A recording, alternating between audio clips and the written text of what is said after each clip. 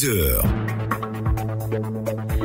Mesdames, Messieurs, bonjour. Et c'est donc l'heure du journal, le tout premier de cette journée composé du journal des sports, de l'invité du jour et des faits divers. Bien avant ces étapes, voici les grandes lignes de ce journal. Avec vous, Régis Kofi, bonjour. Bonjour Rawa Touré, bonjour à toutes et à tous.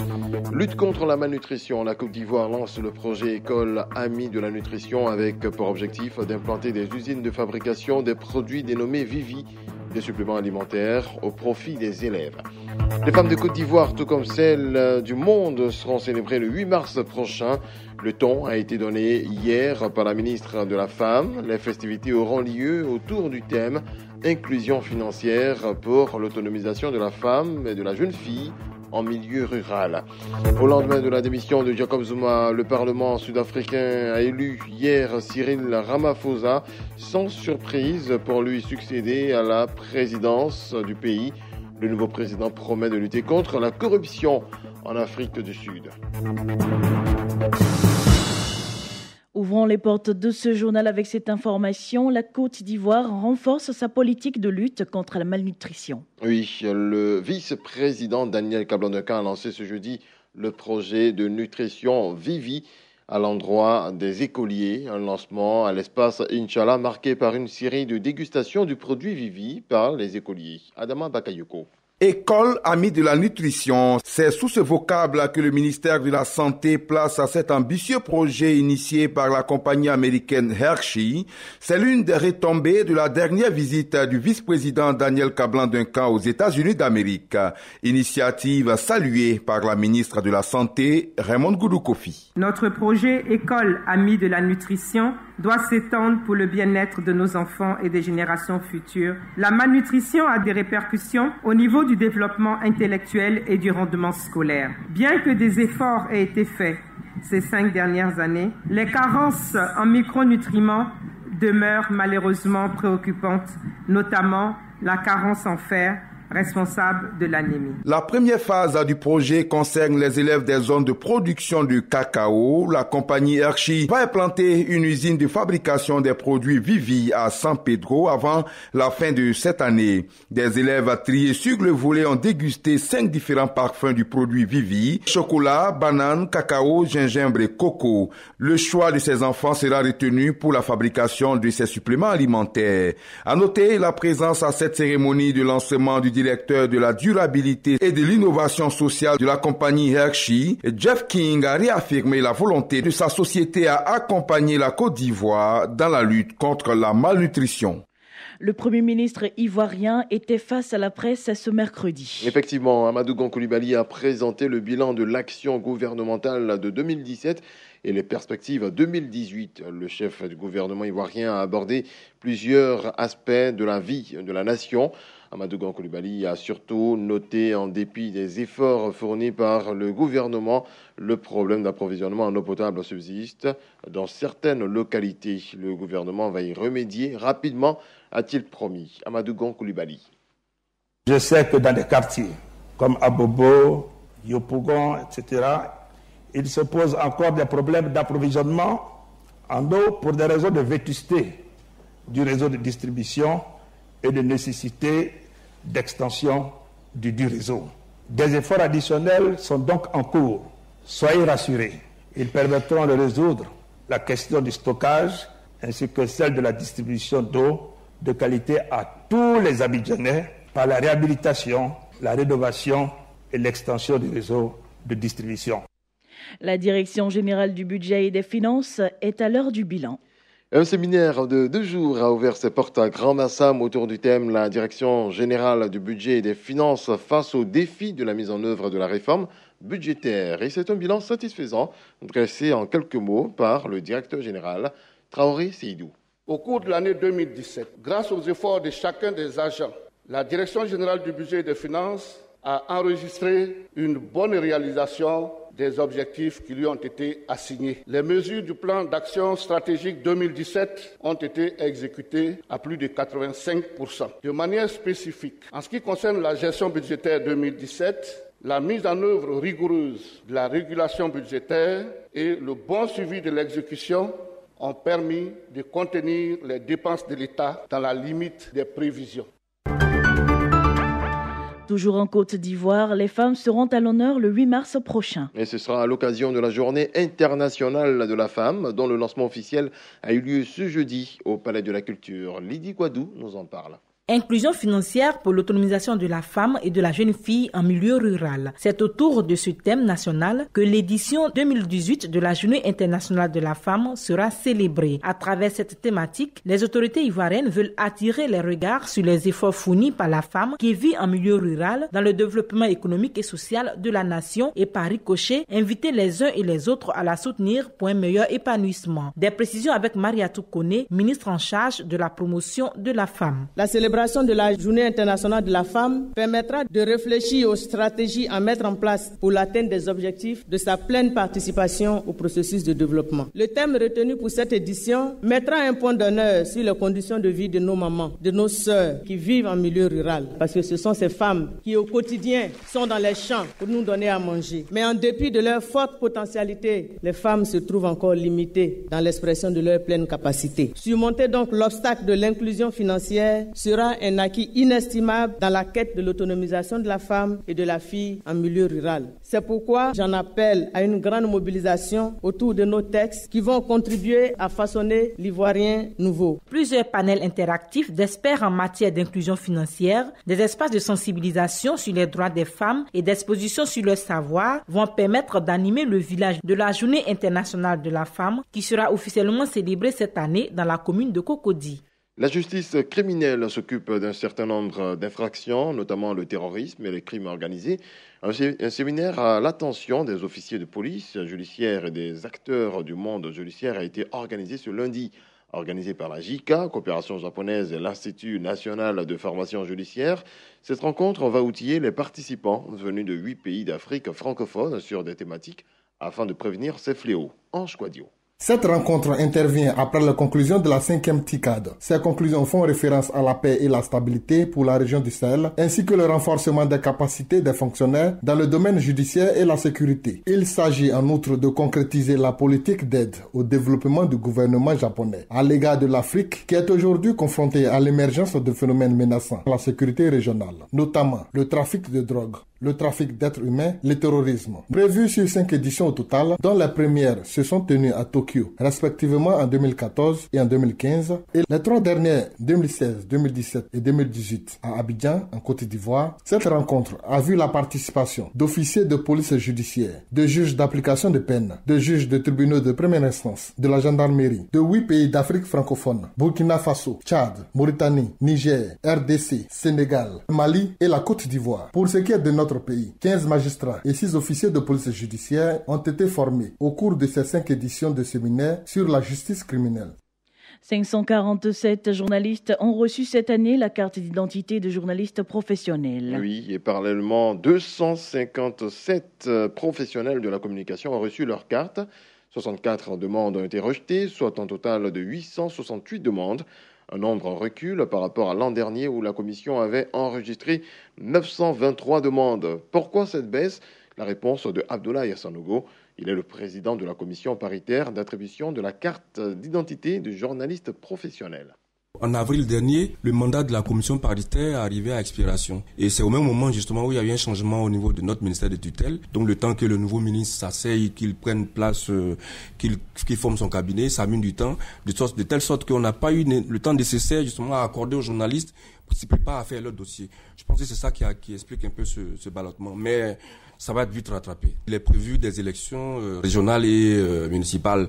Et donc nous sommes obligés justement de faire cette session-là, de la rapprocher de la date pour que ceux qui sont nos amis qui sont les retardataires puissent se rattraper rapidement, qu'ils puissent avoir leur carte, parce que justement, au bout, il y a l'accréditation pour les élections avec la CEI. Or, il faut avoir la carte CIJP. Donc nous allons leur permettre justement d'avoir leur carte pour qu'ils puissent couvrir les élections. Dans le reste de l'actualité, le Parlement a élu hier Cyril Ramaphosa, président de la République d'Afrique du Sud. Le chef du parti au pouvoir, le Congrès national africain ANC, a été désigné sans surprise au lendemain de la démission très controversée de Jacob Zuma, poussé vers la sortie par son propre parti.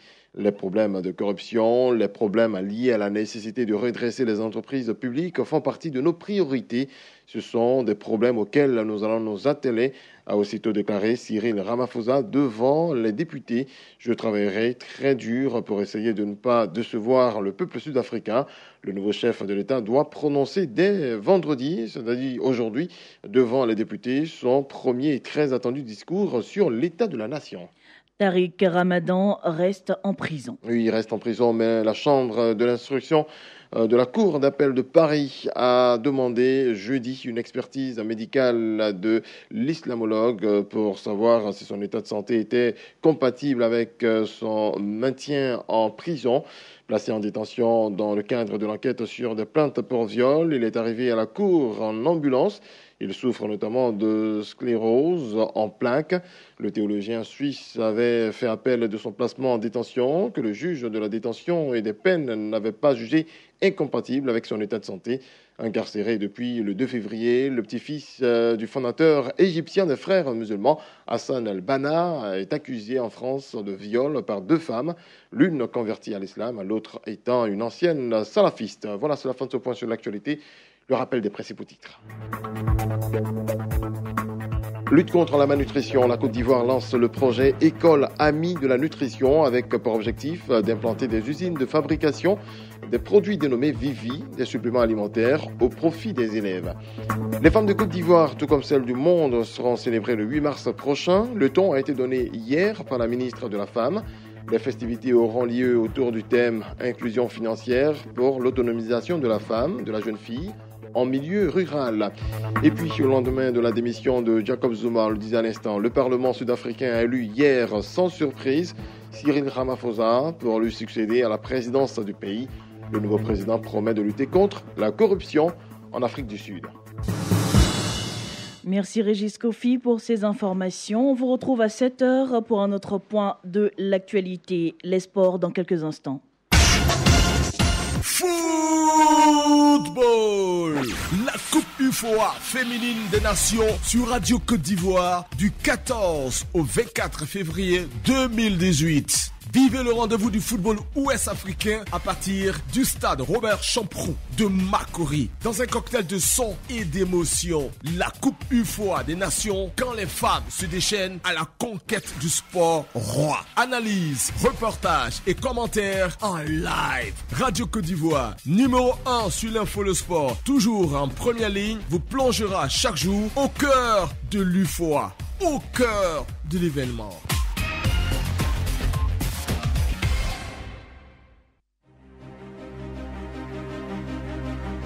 « 50 minutes pour convaincre.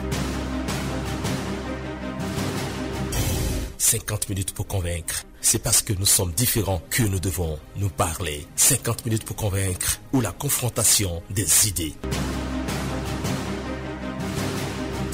50 minutes pour convaincre. C'est le grand débat de Radio Côte d'Ivoire. Tous les samedis à 10h10. Rediffusion lundi 10h10. Présentation Jérôme Kouakou.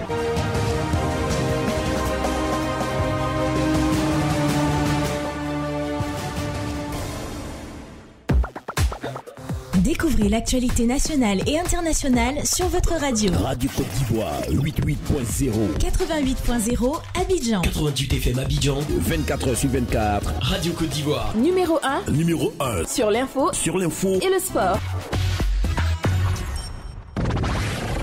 Radio Côte d'Ivoire. Des grands moments. Des grands moments à chaque instant.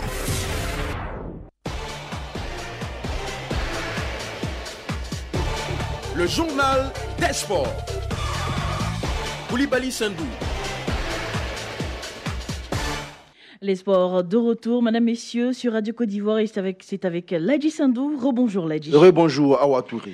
Ce deuxième journal des sports débute avec cette information football. Coupe UFOA des dames. Le groupe B a livré hier ses premiers résultats. Oui, vous l'avez dit en ouverture, c'était ce jeudi. Le Nigeria, meilleure nation africaine, a eu de la peine pour se défaire du Mali. 1-0. Un but nigérien inscrit dans le temps additionnel par Efi Epis. Pourtant, les Maliens ont dominé cette rencontre-là jusqu'à dans les derniers instants. Rappelons que c'est au pied levé que le Mali est venu remplacer le Bénin qui a déclaré forfait dans les derniers instants. Et puis, on note également qu'en levé de rideau de ce groupe B, le Sénégal a étrillé le Togo 6-0. Le score à la mi-temps était de 4-0. Cheikh Sidati est l'entraîneur du Sénégal. Il a réagi au thème de cette opposition à notre micro. C'est vrai qu'aujourd'hui, on a trouvé une équipe quand même qu'on a accueillie à froid. Parce qu'à l'espace de 10 minutes, on marque 2 à 3 buts. Quand vous regardez la deuxième mi-temps, on sent qu'il y a une très bonne équipe togolaise qui a essayé au moins de jouer. Donc je pense que ce n'est pas une équipe togolaise qui a été faible. Mais aujourd'hui, on a vu une équipe sénégalaise qui était très très engagée et très déterminée à aller chercher la victoire. Bravo aux Lions et j'encourage l'équipe de Togo qui n'a pas démérité. Tu sais, le tournoi c'est venu à son heure parce que nous entamons les éliminatoires de la Coupe d'Afrique. On est programmé au mois d'avril pour jouer contre l'Algérie. Donc quand on nous a invités sur ce tournoi-là, on ne pouvait pas avoir un sparring partenaire aussi valeureux que ce tournoi. Parce que dans un tournoi, quand il y a la Côte d'Ivoire, il y a le Ghana, il y a le Nigeria, je pense qu'on ne pouvait pas avoir une sparring partenaire mieux outillé que ces gens. C'est pour cela, nous, dans ce tournoi-là, notre objectif c'est quoi? C'est au moins de jouer 5 matchs. 5 matchs, c'est de jouer les 3 et essayer de sortir pour essayer de jouer la demi-finale et la finale si possible. À l'instant, la réaction de l'entraîneur sénégalais après la victoire écrasante de sa formation 6-0, je l'ai dit, c'était hier face au Togo. Place ce vendredi à la deuxième journée du groupe A à 16h. Le Niger et le Ghana, les deux vaincus de la journée inaugurale, s'affronteront et suivra à 18h30 l'opposition Côte d'Ivoire, Burkina Faso. Bataille pour le contrôle de la poule. 2 matchs prévus au Parc des Sports de Treichville. La Ligue 1 de Côte d'Ivoire reprend ce week-end, Ladji Sandou. Oui, une Ligue 1 qui reprend avec les rencontres de la 14e journée. 3 matchs seulement sont au programme ce samedi à Abangourou, au stade Henri Konan Bédié-Lazi recevra à 15h30 le Sporting Club de Gagnois. À Boaké à 16h, le stade Abidjan sera à l'épreuve de Boaké Football Club. Et à San Pedro, le stade Auguste Denise abritera l'opposition CO Sport Union Sportive des clubs de Bassam. Les autres matchs se disputeront à partir du 28 février en raison des préliminaires retour des coupes africaines. Et puis direction l'Europe, 16e de finale aller de l'Europa League joué hier. Belle opération de l'Olympique de Marseille, victoire à domicile 3-0 devant Braga. L'Olympique lyonnais et l'éléphant Maswal Cornet s'imposent à domicile à Villarreal 3-1. À l'inverse, Nice de série Jean-Michel battu à la maison par l'OC de Moscou 3-2. RB Leipzig surprend Naples sur ses bases 3-1. Celtic Glasgow gagne petitement 1-0 Zenit Saint-Pétersbourg. Le Sporting Portugal va dicter sa loi à FC Astana 3-1 avec un but de l'Ivoirien Doumbia Seydou. À noter également le succès en déplacement d'Arsenal 3-1 chez Östersund. Pareil pour le Milan AC et Franck Kessié face à Ludo Goret. Vous avez également du sport mécanique sur votre conducteur, Ladji Sandou. Oui, précisément du cyclisme avec la suite du championnat d'Afrique des Nations sur route qui se tient à Kigali, c'est au Rwanda. L'Érythrée est à l'honneur. Hier, Meksed Debesay s'est offert le contre-la-montre individuel après avoir remporté mercredi avec son équipe la course du contre-la-montre par équipe, faire marquant la sœur cadette du cycliste érythréen Mosana Debesay s'est offert aussi ce même jeudi le contre-la-montre individuelle des dames. Jour de repos ce vendredi à Kigali. Ces championnats d'Afrique sur route qui se tiennent sans les éléphants cyclistes prennent fin dimanche avec les épreuves de la course en ligne. Et puis une note d'Othello, c'est un jeu célébral. C'est ce vendredi que la Fédération ivoirienne ouvre sa saison 2018, une ouverture de saison qui sera marquée par la récompense des meilleurs hôtellistes 2017. Merci de nous avoir suivis. Personnellement, je serai de retour à 9h30 pour les incontournables invités Diabaté Vassiriki, président de Man FC. Ce charismatique président dira sa part de vérité sur la crise du football ivoirien et bien d'autres choses, notamment il parlera de l'actualité du football club de Man. Mais le prochain rendez-vous à Ouattouré avec le sport, naturellement, c'est avec Serge Dacoury. Merci. Exactement. À toutes. Merci Ladji Sandou et excellente journée à vous.